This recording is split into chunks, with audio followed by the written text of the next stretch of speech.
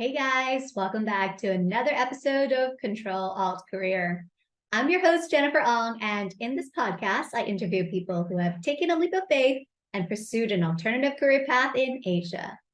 If you don't know me already, I'm a two-time career switcher and pivoted from BlackRock to fashion startup to now career change coach, where I help high achievers unhappy with their perfect on paper jobs find direction in their career and pivot into a perfect for you career path.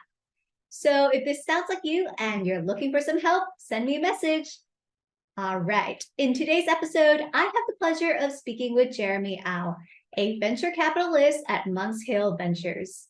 He's also the host of his very own podcast called Brave Southeast Asia Tech Podcast.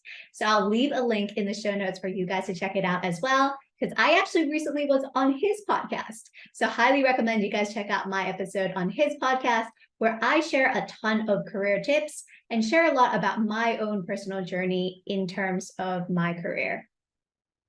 So before all of this, and before he became a venture capitalist, he actually started his career as a management consultant at Bain before going to found two startups, one in Singapore and one in the US, before he decided to come back to Singapore, before he decided to pivot into working for Monks Hill Ventures. So how did Jeremy decide to move from entrepreneur to startup investor? And what tips does he have for founders looking to fundraise in today's landscape? I'll hand over to Jeremy now to share his story.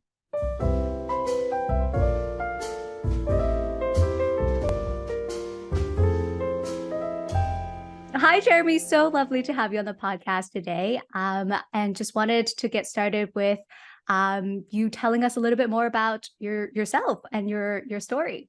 Hi, I'm Jeremy. I'm a VC who invests in founders across Southeast Asia. In terms of my professional experience, I grew up in Singapore. I've been in the army. I worked at Bain as a consultant. I built two companies. One was a consultancy for social sector. The second was an education tech company. They raised pre-seed, seed, Series A, and we sold that company. I'm a Harvard MBA, UC Berkeley. And I also happen to host the Brave Southeast Asia Tech Podcast, www.bravesea.com, with over 20,000 listeners every month, chatting about tech and leadership. So happy to be here on the show. Amazing. Wow. That's honestly, you've got such an incredible career journey and just so excited to dive deep into that. So I know that you grew up in Singapore, but then ultimately decided to go to school in the US, right? So how did you make that decision? What was it like growing up in Singapore? Yeah, I mean, growing up in Singapore was a lot of fun. I just had a wonderful childhood with my parents and my friends. And it's just an incredible environment where I got to explore a lot. It felt very safe. And I was always able to explore my interests. I remember studying at a computer club. And I was happily a nerd doing robotics and, coding websites and designing them. So yeah, I just had a wonderful time as a kid. And, kind of like fast forward so many years down the road, now I'm a parent of, a 3-year-old daughter and a 1-year-old daughter. And I was thinking to myself, like, wow, Singapore is great, because now as a parent, all the stuff that is great for a kid, like safety, security, good education, all those things are just kind of like come delivered, right, in that sense. And really grateful to be raising my kids in Singapore now as well. And yeah, I think as a teenager, you always want things to be more spicy and interesting. But that's for them to explore later down the road. Yeah. And is that ultimately why you decided to leave Singapore to go abroad? Yeah, I think for myself, long story short would be, I decided to go to study abroad because I was just a terrible student in junior college. And so I think a big part of it was due to a personal loss. And as a result of that, I ended up making a decision to take some time out. And I went to the army for 2 years. And I think the army was a good period of time for me to reflect and do what I needed to do. Eventually, I decided that I wanted to go to university. So then, yeah, I studied my exams. I took the SATs. I put together my application. And then I finally managed to apply to college. And I went to college in the US as a result. And I think I remember I went to college and I qualified for UC Berkeley, which was very thankful for because it's one of the few universities that doesn't take testimonials as part of the package. And I obviously didn't have a strong testimonial, right? Because I wasn't a good student. You know, I mean, I think the testimonial was very kind and understanding, but you know, it's just not the same tier that you expect for university. And so I think UC Berkeley, you know, just look at my grades, my SATs that I taken during the army days, and they were like, okay, yeah, we'll take Jeremy in. And so I went there, and I always remember that before I talked to this alumnus, and she was like, "Oh, why are you interested in?" I was like, "Yeah, you know, I wanted to do medical research, but I don't think that's for me. But I still want to be involved. I still want to help the medical side. I want to volunteer. I want to give back." And I think she gave me this lead and said, "Hey, you know, Jeremy, if you're interested, you should try this thing called the Berkeley Group, which is a social impact consulting group. And it might be a good fit for you. It's economics, but it also lets you work with local healthcare and other nonprofits in you know, San Francisco and Berkeley."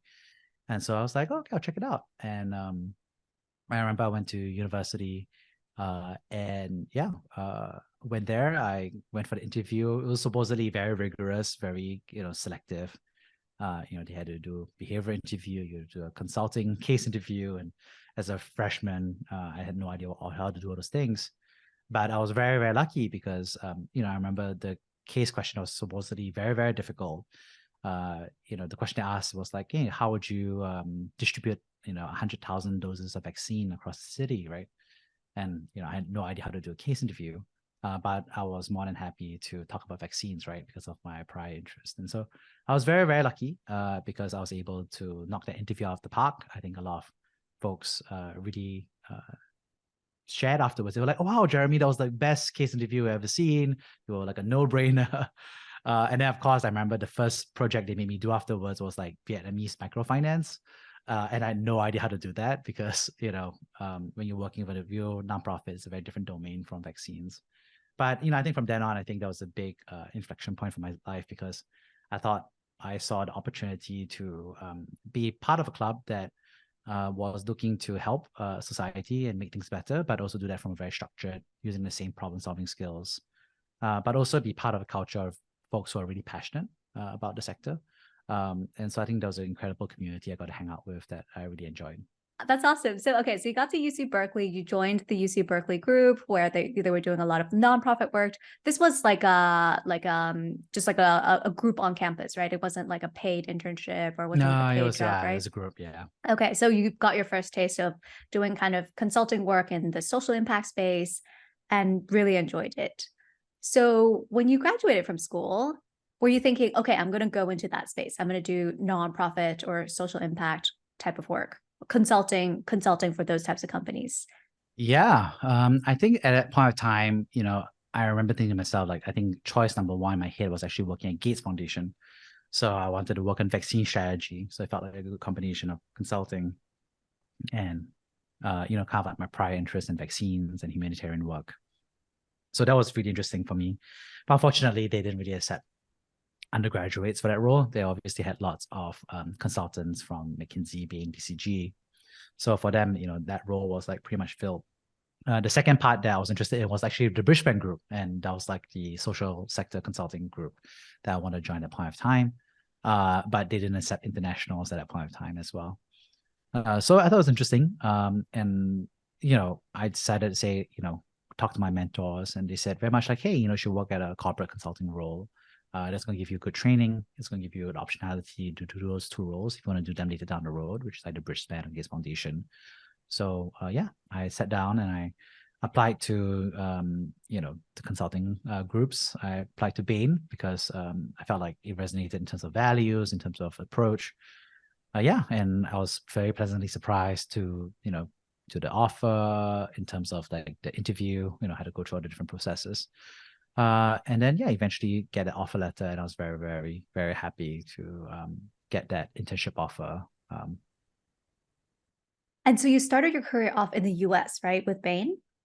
Did you Actually, no, consider? I actually started at my role at the an offer was for Bain Southeast Asia, which was based in Singapore. Mm. And so I was very happy to be, you know, in UC Berkeley getting the offer to go work back in Southeast Asia. Yeah. Okay, so you came back after you graduated from Yeah. school. Yeah. It was Okay, great. got it, got it.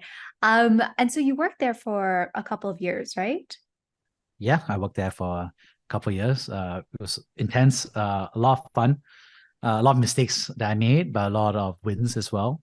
So I think it was just one of the classic moments where you're an intern and you get, they joke that, you're an associate consultant. And it's, they say there's associate consultant one, associate consultant two, AC1, AC2, but you also get to be AC0. So that means like you're a total amateur, you're a newbie, you get to sit down and learn. And yeah, it was a great experience to really learn from all of the experiences that people had accumulated over the years in terms of like the company library of materials, best practices, the companies you've seen elsewhere, mentors, a strong training pedagogy. So it was really enjoyable, actually. Yeah. And why did you leave? I think that I left because, of two reasons. I think the first reason was because fundamentally, I enjoyed corporate consulting and I think I loved the skill set and the training. And at the same point of time, I think I realized that I had this opportunity that I've been building. I've been building a social enterprise on the side, which was called Conjunct Consulting. And it was a consultancy for the social sector in Singapore. And we basically scaled that out in parallel to, pretty much almost like profitability to, 100 clients, to training thousands of leaders. And so I thought it was an interesting dynamic where, I felt like I needed to honestly get the stuff on track in terms of it being a good organization, but not it being a sustainable one in terms of finances, in terms of leadership, and so forth. So I think there was an opportunity to, transition and then make sure that this organization could keep going even after I was gone. And I thought it was really important from a focus dynamic. And the second, of course, was that, I think that I was going through that timing to be like, okay, what exactly do I like to do, right? And I felt like consulting and advisory piece was a very strong, appealing, compelling part of it.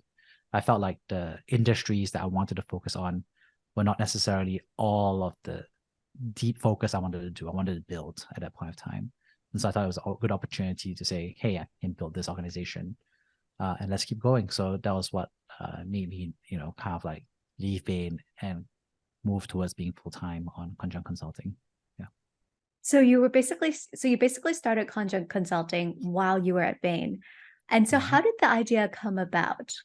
Was it just like a side hustle? I guess it was probably a side hustle to begin with. What made you decide to start it? Well, I mean, I think we started out because, moving back to Singapore, Southeast Asia, I wanted to volunteer at another group like the Berkeley group, and it didn't exist. And so that was a shame. And so I wanted to volunteer, and it didn't exist. And so I said, hey, I was speaking with Zhachuan, my now best friend, and at that time it was a good friend. And he said, yeah, why don't we make it happen? And so we built at a point in time, it was a charity, a nonprofit, and it was both difficult but also very rewarding to build it, because I think it's meaningful to build something from scratch, but also meaningful to build a volunteer base and help the social sector. So it was nice to build all that and take our learnings, obviously, from our previous work. But what we realized at some point was that, it needed to become sustainable, right? And so I think that's the decision we had to make, to be like, okay, we need to make this from a nonprofit to making this a social enterprise that's able to cover its costs and be able to, maintain a professional team. So that was our decision back then. Yeah. So let's take it back to the early days when you were starting Conjunct Consulting. How did this come about? Like, how did you find your first client? Was it just you and your friend doing this as consultants on the side? Yeah, I remember building out that first deck, right? And I remember, building that pitch deck to kind of attract people and talk about the mission. And, I remember just reaching out to a whole bunch of friends and colleagues and other folks who might be interested. And I think it was tough. In retrospect, it was very tough. But at the time, I was very naive. So I just, we'll go around asking everybody. And I think the good news is that, I've seen it work in the US, right? And so even though there's a lot of skepticism that it could work in Singapore, I think a lot of people are skeptical that nonprofits want consulting services. People are skeptical that the social sector wanted to change. People are skeptical that people wanted to volunteer. So at that point of time, having seen it for myself, having been part of that group, it was very easy to be passionate and confident, right? And that allowed me to, bring on, one folk, two folks, three folks, four folks, five folks. And it was just one person at a time, right? At the start of the day. And yeah, I thought it was a good experience where at the end of the day, I was able to convince a good enough group of people to join and get started. And I thought that was a, honestly, frankly, in retrospect, great learning experience, but also I think very kind of my friends and, folks to believe in this happening. And so we got it started. And that's how we got started on the volunteer side. I think, names that come to mind would be, for example, Hui Fen Ho, Kern Ho, David Tien, obviously, JC, Kwok, all these folks really believe in the early days. I think clients wise was a little bit more straightforward. And, these nonprofits, frankly, have always wanted help, right? They wanted help in terms of packing stuff, painting walls, and so on and so forth. So they've always wanted help. But obviously, they have these deeper questions. These executive directors are always thinking themselves, how do I do this? How to do that? And they just didn't have that person to ask.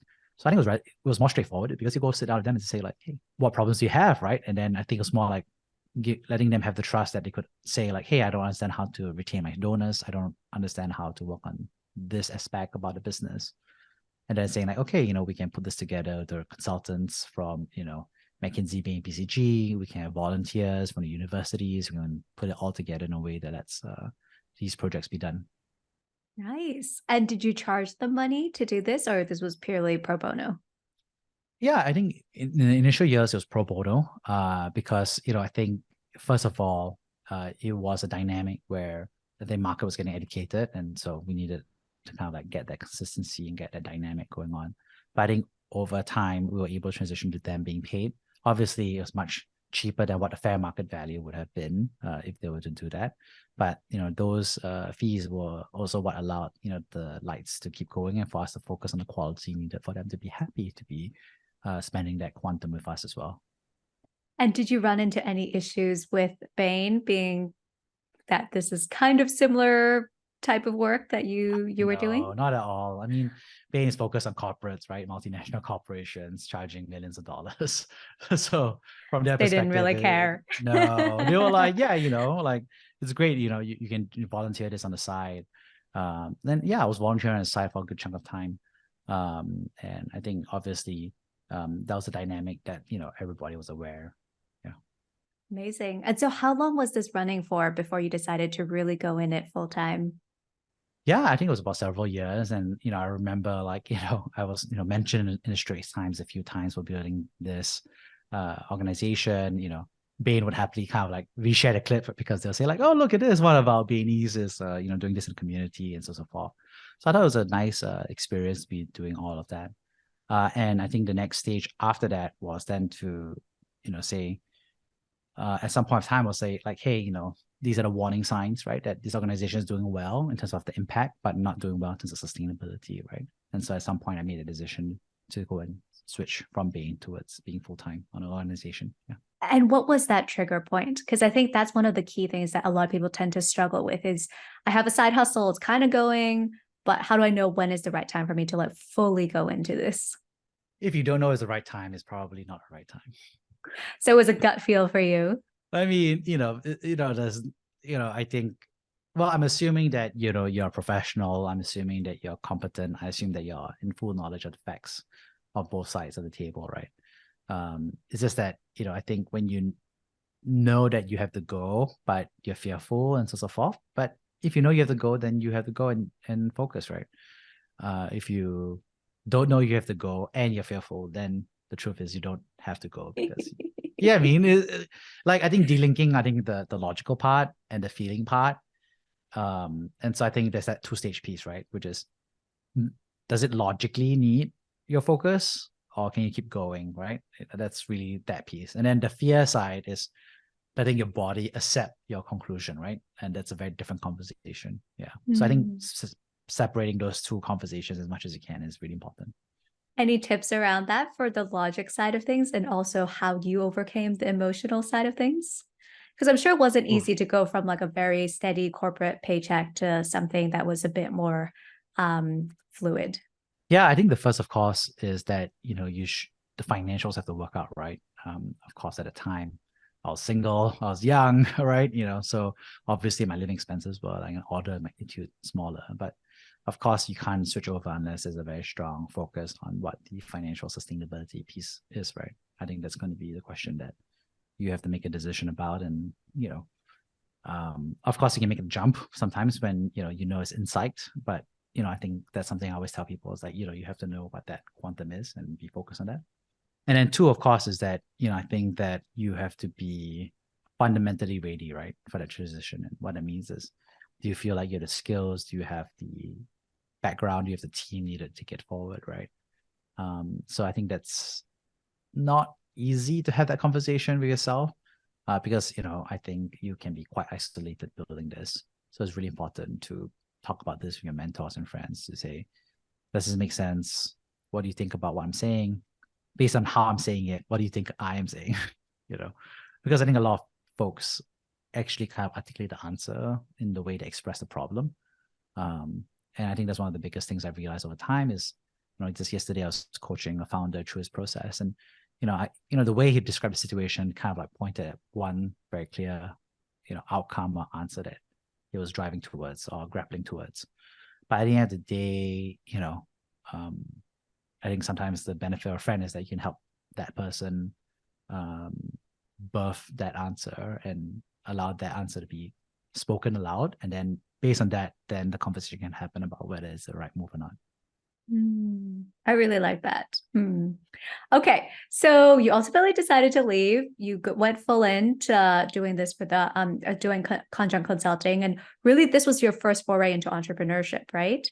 Did you ever really think, or did you always plan to be an entrepreneur? Was that kind of in the cards for you since the beginning? Absolutely not. So you kind of just happened to do this. It was just this was a cool at that point of time, project entrepreneurship didn't really exist as a term even, right? I mean, back in 2000 and 10, 11, 12, 13, 14, right? Like, yeah, building something in Southeast Asia, in Singapore, we didn't even use the word founder, right? People use the word director or CEO. There was only one co-working space. I was one of the founding members of that co-working space in Pack Hub, Singapore, at Somerset. And I thought it was an interesting experience where, that initial group of, co-working space, we were all weirdos, right? So Jungle Ventures was there, Golden Gate Ventures was there, Glints was there, I was there, Atlas was there with Grain. So, there was a great group of folks who were just building stuff. And yeah, we wouldn't call ourselves founder because it was just a weird phrase to use, right? So I think the way we would have thought about it was just building a company. And, I think since then, I think the concept of entrepreneurship as a profession, right? As a skill set of building something from scratch and rallying and pitching as a discrete package of skills that has become a mini vocation, right? Has become much more clearer. So at that point of time, the answer is no. I was just said like, okay, I need to make this work. I need to make money so that this can continue going. Otherwise, it's going to fall apart, right? So that's how I was thinking about it. Interesting. And I wanted to get into how it felt to leave a corporate job behind, because I think for a lot of people, that's probably one of the scariest things, right? So when you were leaving Bain behind, did that feel like a scary decision for you? Yeah, of course. I mean, it is a scary decision because you're moving from a structured thing to an unstructured thing. Of course, I mean, the good news was that, having built Conjunct to a certain point, then it was a less structured thing rather than a totally unstructured, company, right, or approach. So I think it was just kind of like going from point A to point B was being very intentional about saying, hey, what do we need to do to make this happen? So it felt like it was not scary in terms of the things of what needed to be done. I was looking forward to the first 90 days, getting a lot of stuff done that I couldn't do when I was like, doing this on weekends or in the evening.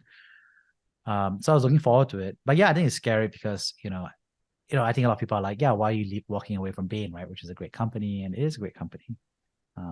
But at the end of the day, I made a decision and I said, yeah, it makes sense.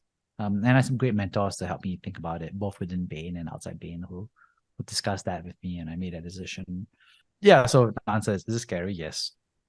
But, at the end of the day, lots of stuff is scary, right? The question is what's next more compelling and more attractive than what's currently scary? I think that's the question that I think I that's a don't think really good yeah, I don't framework think to I use. don't think I framed it up that way. This sounds way more pet and what, Sophisticated. sophisticated. I don't that's not how I was thinking about it. I was just like, but now in retrospect, it's like, yeah, there's always fear. Mm. You have to fear. I mean, if you have a good thing, of course you don't want to lose your good thing, right? Yeah. Yeah. The question is there a better thing around the corner? Mm.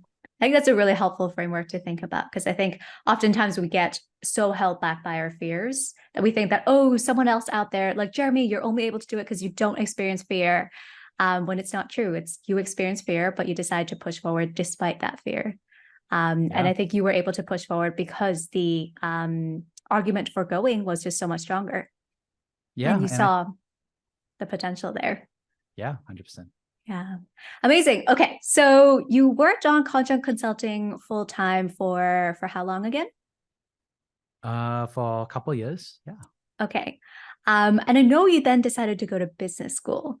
So kind of wanted to get your thoughts on going to business school, what made you decide to leave consulting behind and go back to the US?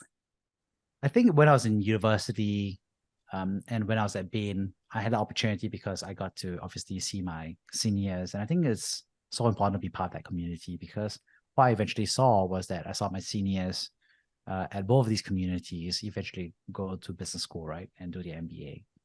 I thought it was quite interesting because, if you ask me when I was in the military service, right, there's no way I was thinking about Harvard MBA, right? Just like, wouldn't even know what the steps are. I wouldn't even know how to do it, so on and so forth. But I think when you see people above you kind of like say, hey, they applied, some people made it, some people don't make it, but it's doable, then I think it makes a lot of sense, right? And then you start putting that together. So I think when I was at, kind of like Bain, I saw that a lot of folks had gone or had just recently come back. And so that was quite inspiring. And so I was able to say like, okay, this is doable. Let me put together a package and apply for my Harvard MBA. So I think that was how I put together the package. What I didn't mention was that during my army days, I actually studied for the GMAT, because I didn't really understand, but I was looking for standardized exams to prove that I could do well in school. Yeah. So I studied in the army, so forth. So I did my SAT 1, I did my SAT 2. And I was like, okay, is there another exam I could do? Because, Oh, wow. economics, right? And so someone was like, oh, you should take the GMAT, right? So I was like, okay, I'll take the GMAT. And obviously I wasn't applying for business school, but I remember submitting that GMAT score along with my application package, because I was just looking for the exam score that I could hopefully do well in. Wow. Okay. And so, fast forward years down the road, when I was like putting together a package, I was like, yeah, I already had this package. I already done a score. I was like, okay, I already did the exam. Okay, I can put this together. And now I have to, finally I have the reference letters from my boss and my teachers now. I have the grades in school, so I can put that together. So I think it was nice to finally put that all together. So I was quite lucky in retrospect. Okay. And your decision to go to business school, well, I guess, what made you decide to go to business school? Because it seems like content consulting was almost as close to a dream job as possible, right? Very aligned with, your consulting background and your interest in consulting, and also your interest in social impact. And this could lead very well into, Gates Foundation type of role in the future. So what made you decide to go to business school at this stage? Yeah, I think what I realized was that um, at some point in time, I thought it was interesting because I felt like I wanted to scale impact more. And I felt like the social sector was really, really important for beneficiaries. But I felt like, okay, this is a very, very clearly, I think, alliance between the government and the health sector to make things happen for social sector, as well as, philanthropy, right? And so I thought it was an interesting dynamic where I was like, this impact that I want to do is very deep and meaningful, but it's not the full way I want to express myself, right? And so that was the knowledge I had. And then two is also I felt like my skill sets were good, but not great. And so I want to take the opportunity to learn, right, from somebody else. And I remember I told 10 people, I said, I feel I'm learning from experience, but my experience curve is a certain rate. And I would really want to learn from people who are world-class, right? And so I think that's where I think making the decision to go to business school was straightforward, in the sense that it felt like a step up, right? In the sense that, here they are, they're saying like, this is what you're going to learn. You're going to learn from Harvard professors, you're going to learn from the community about the MBA students, we're going to help you through the next stage. The world's your oyster. So there's all these dynamics where it was, I think, quite compelling. And as I said, yeah, I think that was a good opportunity to take that step forward. Yeah. And so what happened to Conjunct Consulting at that point? Yeah. So, I think that was also part of the sustainability plan that we built. And so I handed it over to my co-founder who took it on forward. And yeah, it's been going on since then. Yeah. Okay. Was it hard for you to step away from that? Because it was your baby. Yeah, it is hard. And I think that, I remember I had the benefit of, a very kind mentor who, decided to take time out and, just kind of mentor me in, this co-working space, right? And, we just had that conversation. And I think he said, hey, I think the part that unlocked me was like, I was like, oh, I need to find someone to replace me and so forth. And he's like, hey, Jeremy, you're not looking for someone to take over you, right? You're looking for someone who's better than you for the next stage of the company. And I was like, yeah, that makes a lot of sense. Yeah, I felt like I'd grown a company to a certain stage. And so I wanted to help that company go to the next stage. But I think my energy level wasn't in it. My heart wasn't in it, right? My skill set wasn't in it. And so I think looking for that better person was really, really important. And I think, yeah, I was very happy to hand over to, the candidate that the board eventually picked. It's a tough sourcing process, but it was very enjoyable to hand over and take a break.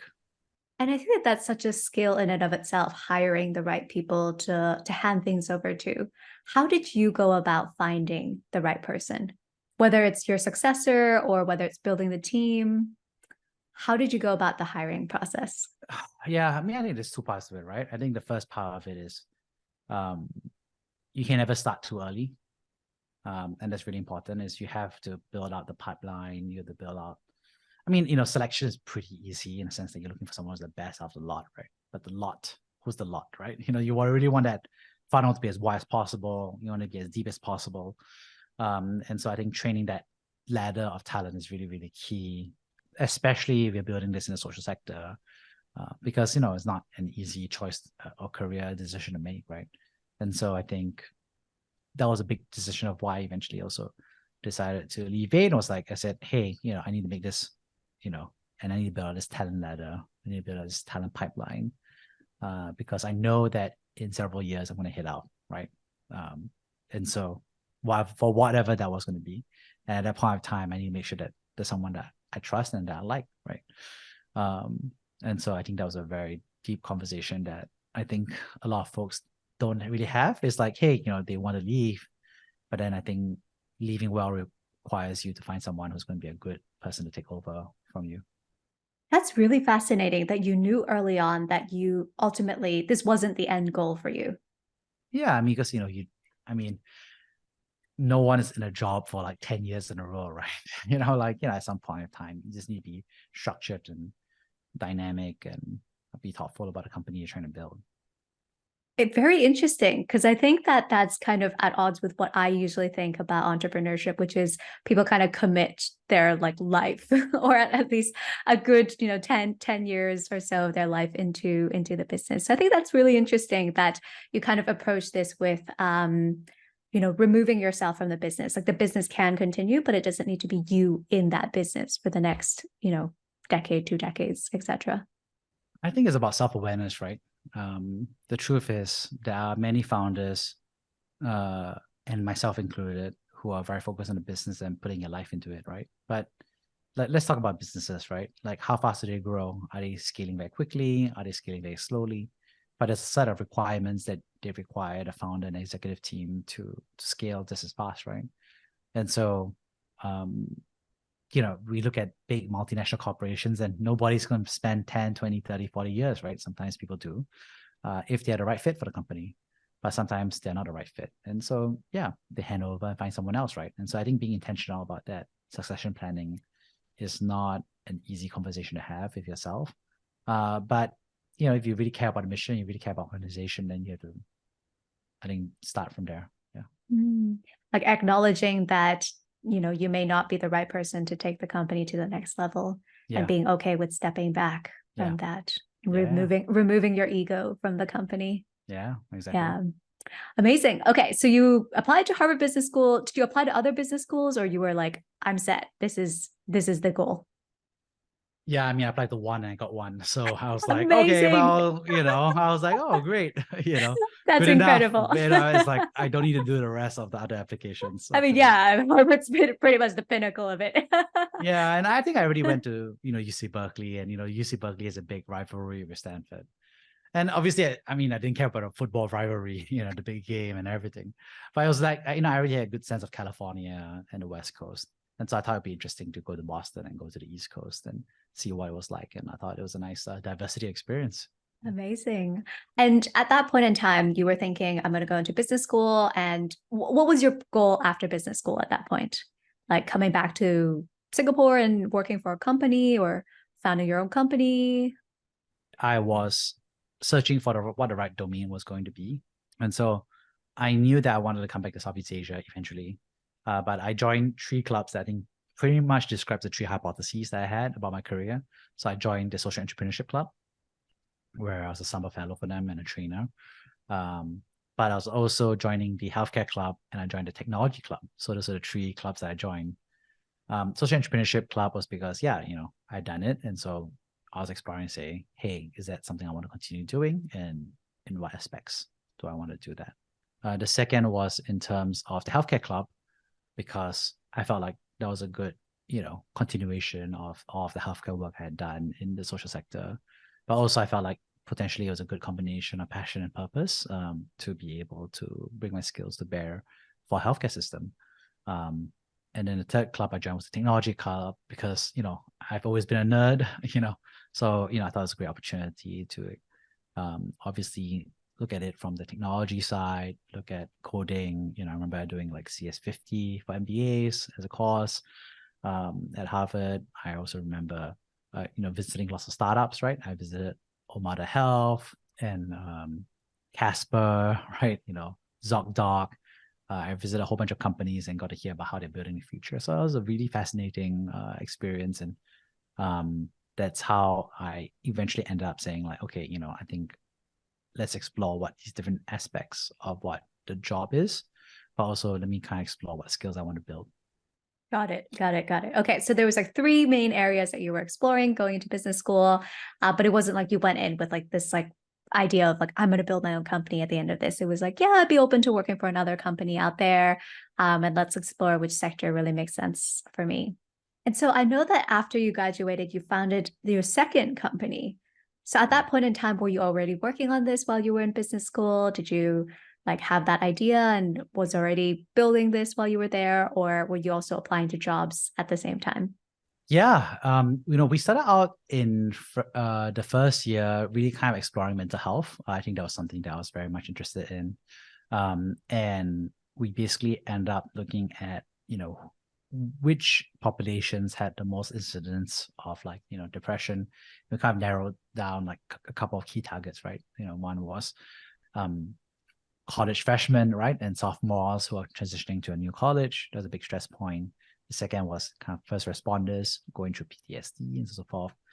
And then the third group, of course, was that we went through and discussed was like really mothers with postpartum depression. And so I think we interviewed, kind of like over 100 new moms and so forth.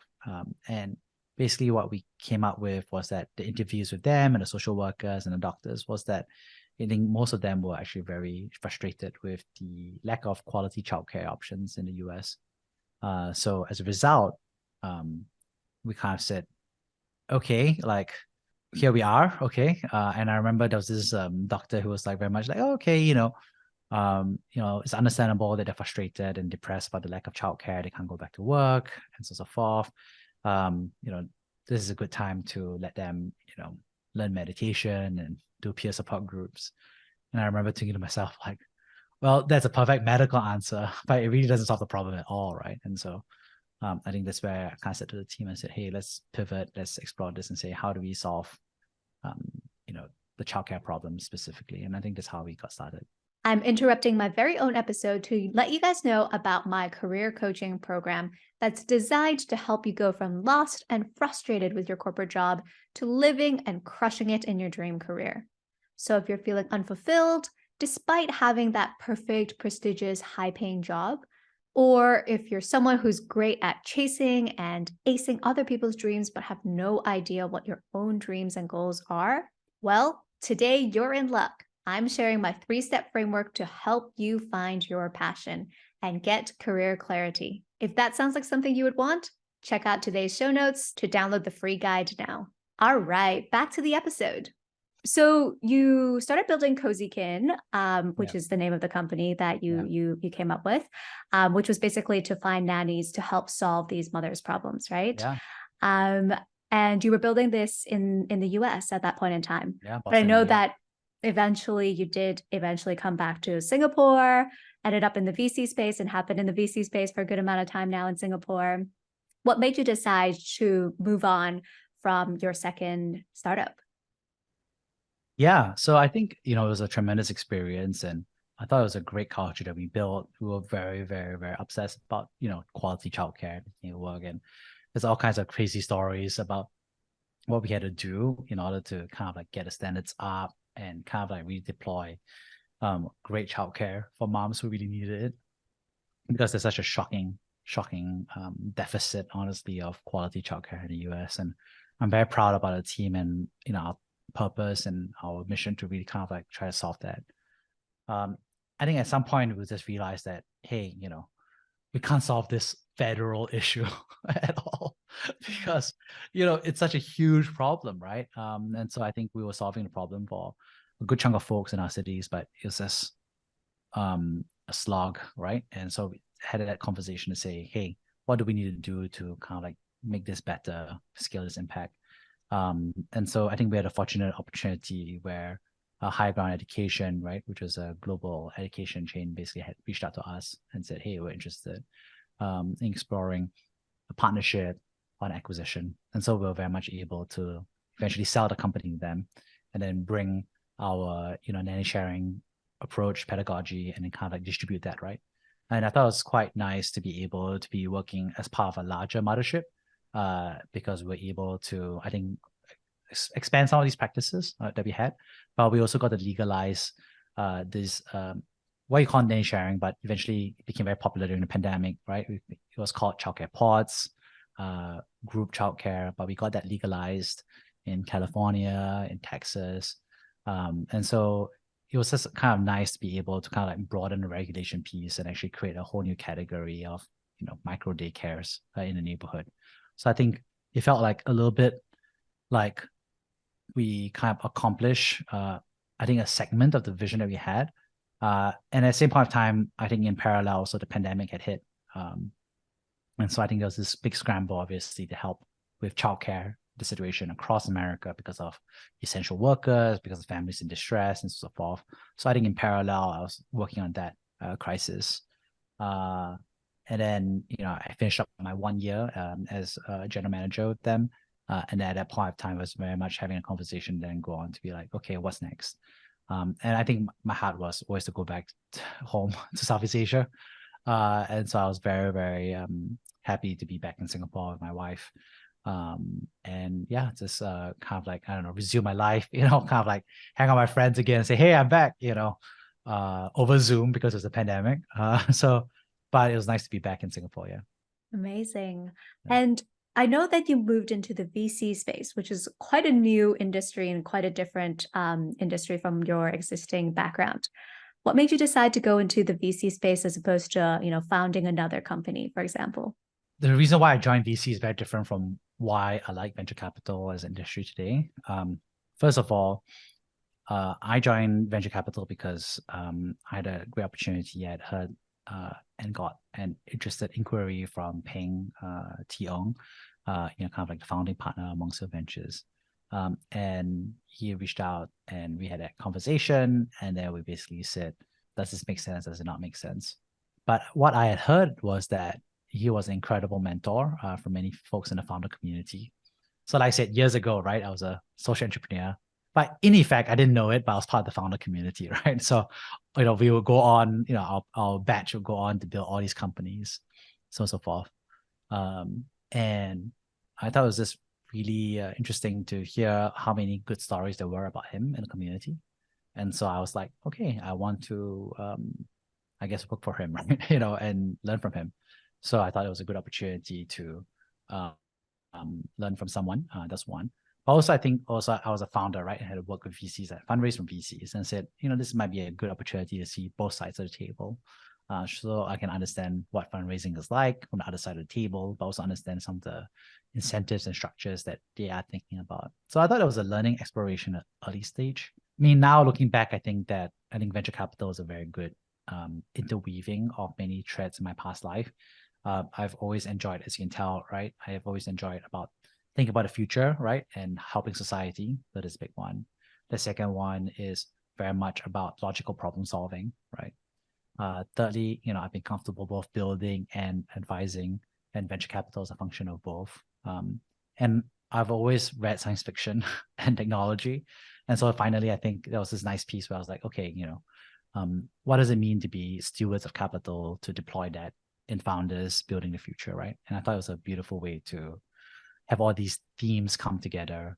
And I think one aspect as well is that for each of my past experiences, I've always been a volunteer, community builder, and a teacher, right, and a coach. And I think that's something that was nice to be like, okay, this is something that a skill set that the venture capital industry appreciates, because the founders that we invest in require coaching and support. So I thought it was a nice experience to pull that all together. Yeah.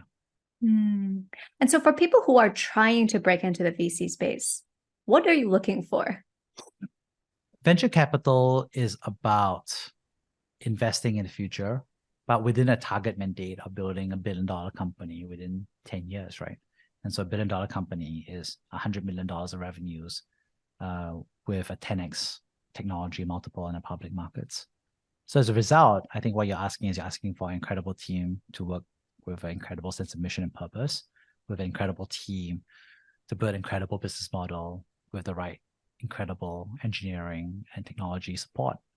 That's really, really difficult. And so I think what VCs are looking for is for people who are able to be part of that team, right?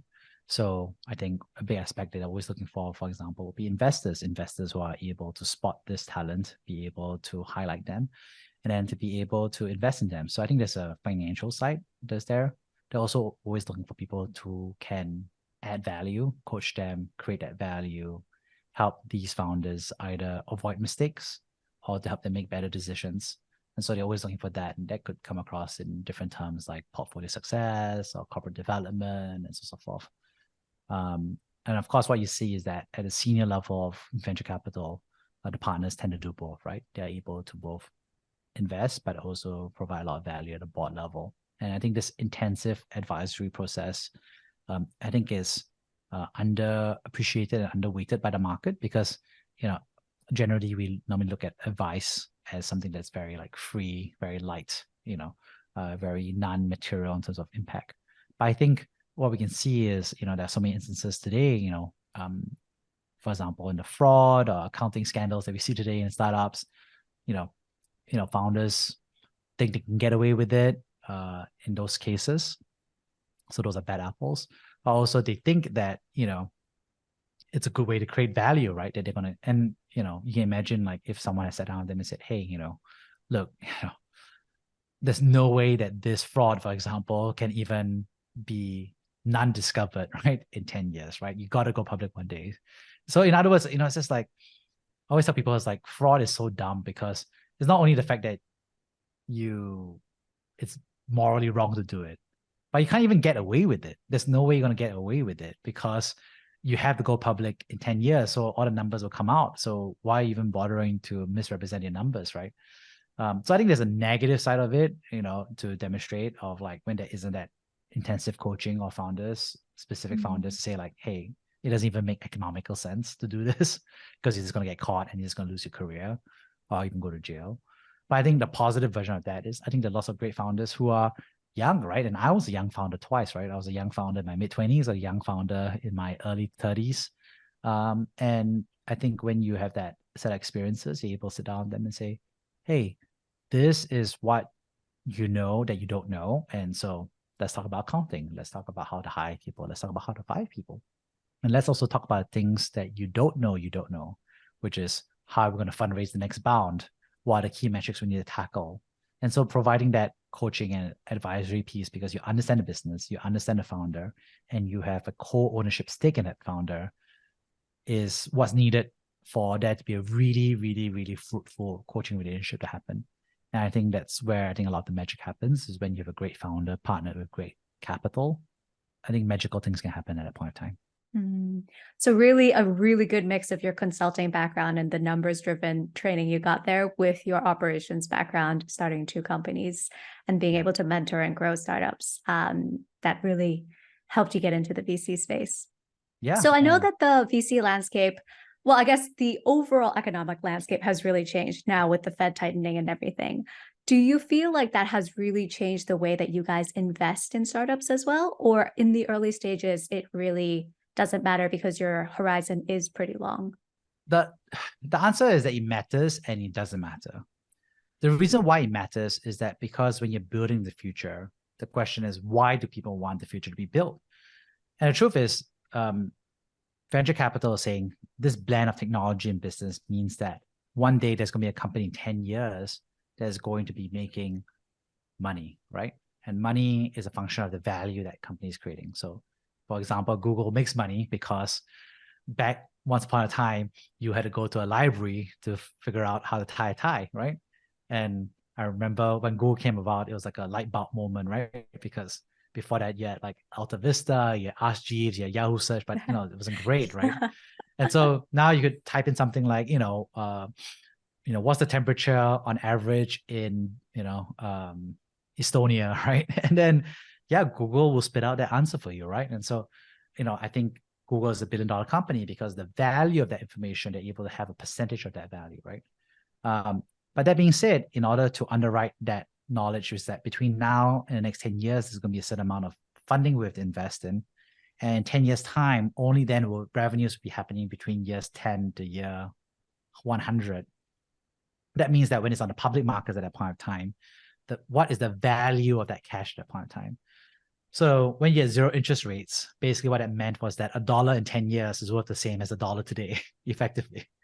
And so obviously net of inflation, et cetera. But, I think there was a very clear understanding that as a result, it's much more compelling to invest in the future because, you're getting penalized effectively for investing today, right? And now I think we're kind of reverting back to normal. Obviously, there was a huge blip, I think, due to inflation, due to pandemic, due to the, kind of global security crisis. But I think what it's going to settle down to is going to go back to a normal piece, which is that there is going to be a certain amount of inflation that's going to be consistent. And there's going to be a certain amount of interest as a result, rates that's going to be there. And that means that in some ways, there's now this hurdle rate for capital, right? There's a certain hurdle for us to believe. And that means, in general, that as a result, capital has become more discerning, has become more focused on generating cash flows earlier. And I think there's obviously both good and bad, I would say. What I mean by that is that, the good side, of course, is that, a lot of the bad business models are getting, washed away right now. And so we see a lot of fraud, a lot of that stuff. They can't keep going because there's no infinite money printing machine going brr in the background. And so as a result, I think, that's getting cleaned out. But on the other hand, I think a lot of the deep infrastructure and deep tech stuff that frankly, we're starting to see the fruits of it today would only have been possible it's only possible today because we had 0 interest rates for such a long period of time. So we obviously had a lot of the pharma and mRNA vaccines by Moderna.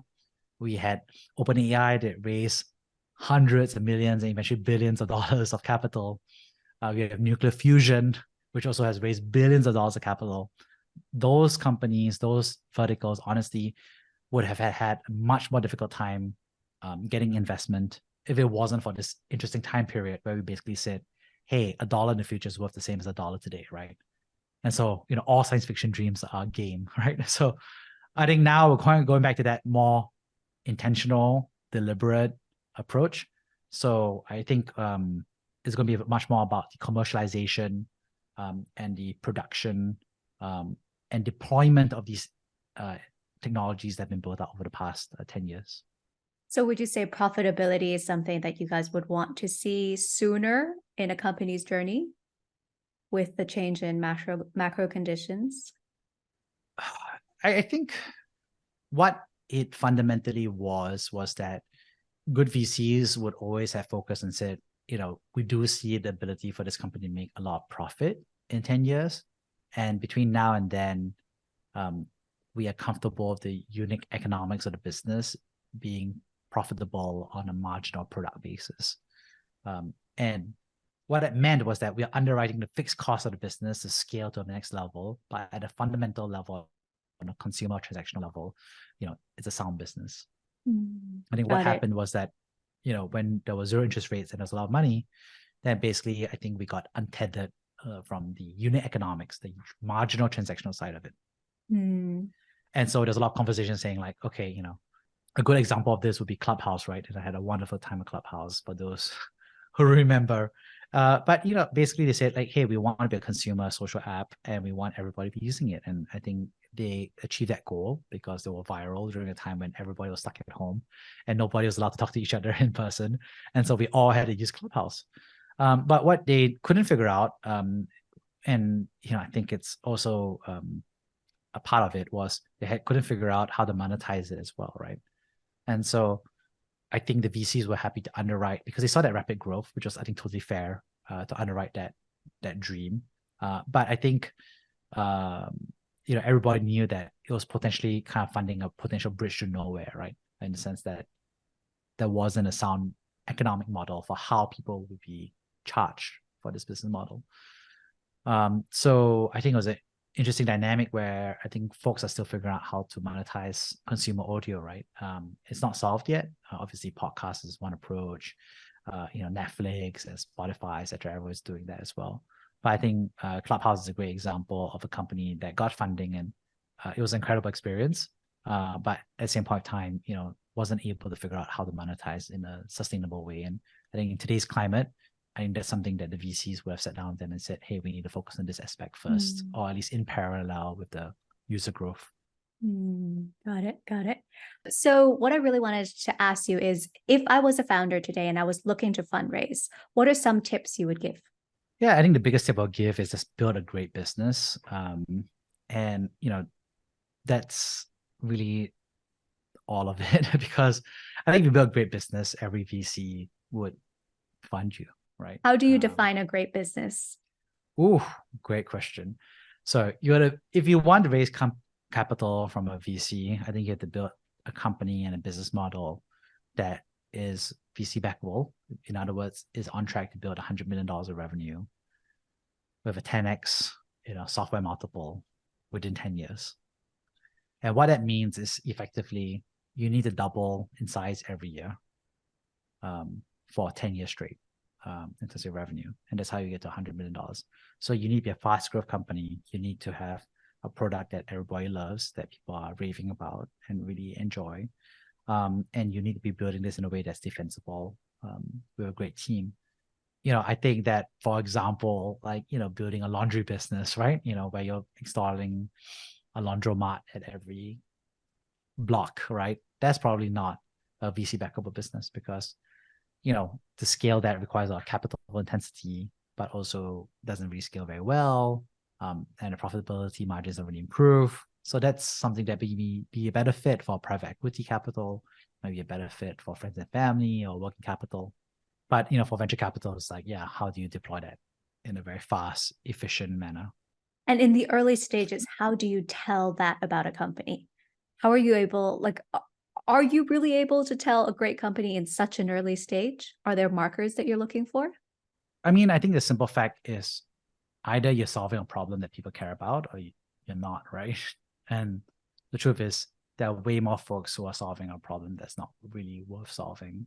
So, I think a classic version of it is just like, sitting down and having the conversation. I remember we were discussing how to split the bill, right? And the founder was like, hey, I want to have this app to help us split the bill 3 ways or 4 ways or 5 ways. And I was like, okay, it sounds like a nice consumer app to build. Why not? You can build it, not a problem. And he was like, oh, but I want to build venture capital business because I can believe I can make this. And I was like, wait, we can't make this huge, right? I mean, I was like, is there 100 million people who will pay you $1 per year for this app to split? No, right? I'm just giving an example, right? But do I believe that maybe 100,000 people around the world may pay you for this app to split the bill? It's basically a calculator, right? I'm just like, yeah, I can believe it could be a useful app on the App Store. So I think that's a tricky part, right? It's just that as a founder, I think you get so much advice from folks, and you get positive advice, you get negative advice. And so I think as a founder, I think you really have to sit down and just say, if I'm hearing this advice from Jeremy, do I believe him or not, right?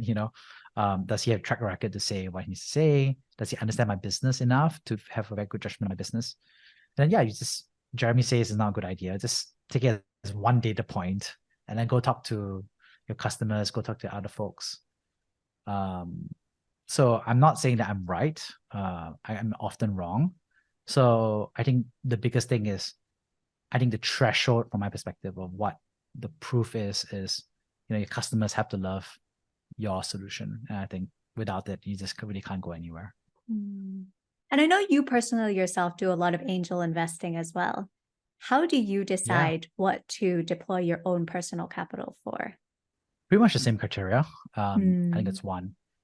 Two is, of course, generally I'll be investing in people that I believe I can coach and help, right? I think as an angel investment, you get to have the position of being with a founder at the earliest of days. And so you get to have that conversation very early about how to help them. And, I think they have to like you and you have to like them, right? Otherwise, this life is long. There are other investments to make in the future. Yeah. And is there some sort of formula around angel investing in terms of like the percent of equity that usually founders will offer in exchange for X number of dollars, or is it really, there's no industry standard to this? Yeah, I think that founders generally will look to raise on a convertible note, normally a SAFE under YC seems to be the general norm nowadays. And as a result, I think when you write this instrument, you're basically saying we're not agreeing on a price, but we're going to invest in this right now, and the price of what we're buying will be set upon by a later date, right? And generally that works for angel investors. It works for me because I think the question is, how do we get this company to succeed in the short term is really, I think, the most important question. Yeah. Got it. Okay. So it's not really like an X percent. So that kind of is determined in the future. Yeah, I mean, you put in more, you get more of the company. You put in less, you get less of the company. Okay, so that is determined. We determined at a later individually. round, yeah. Okay, got it. Cool. So one last question for you, which is, you spoke a lot about mentors actually throughout this entire interview, and I wanted to ask you for any tips around mentorship, because I think that's really helped you in a lot of the decisions that you made in your career. How did you go about finding these mentors and building these relationships? I think that, I think there's a variety of mentors, right? I think there's structured mentorship programs, right? That could be a function of your company, for example, your boss, community programs. There's also unstructured programs where, you find someone who could be a good mentor and get advice on. I think that there are many great mentors because by virtue of the fact that they have more life experience, right? So if someone has 10 years of experience and you 20 years of experience in a domain, then of course, there's someone who's worth listening to and hearing the advice in terms of mentorship. I think the question that many folks have to think about is, are you someone who is a mentee that a mentor wants to mentor? Another way of saying that would be, if that person was the mentor, would they be excited to mentor you, right? So I think really demonstrating that you're paying attention, taking notes, converting feedback into action are all aspects that are really important for a mentee to demonstrate. Cool. Any just last parting words of wisdom that you might have wanted to tell your 18-year-old self before he embarked on this crazy journey of, consulting, founding companies, VC? Something that you wish you had known earlier on? Yeah, just listen to as many war stories as you can, right? Listen to as many profiles, interviews in their own words, but also not just autobiographies, but also biographies, which have a third person, observer, neutral perspective on, what careers are made of and what success actually gets to. And I think that's something I've continued to do. I continue to host the Brave Southeast Asia Tech podcast, right, at www.bravesea.com. And I think that I myself, when I'm interviewing all these folks, I'm learning from their own career stories, their own reflections, their own experiences. And I'm kind of like downloading that and saying like, okay, this reminds me of that. This reminds me of other story. This is another theme, right? And I think those stories kind of create a mini micro community in your own head.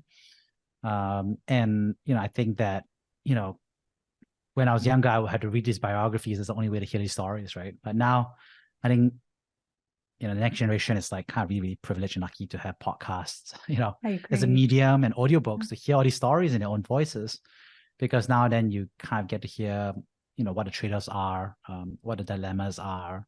And, I think that creates that community outside your own personal bubble. Amazing. All right. So where can people find you aside from your podcast? What's the best way for people to follow you? Yeah, I think the podcast website is probably the best way. As a community, as a, sign up to join as a member. There's transcripts, there's resources for folks on how to fundraise, as well as who to fundraise from. And I think it has my contact details there as well. You can find me on, TikTok, on Instagram, on LinkedIn, on WhatsApp. It's all there on the website. So go to www.bravesea.com. Amazing. Well, thank you so much, Jeremy, for the conversation today. I learned so much from you, and it's been a pleasure having you on the podcast. Thank you so much. It was a pleasure as well.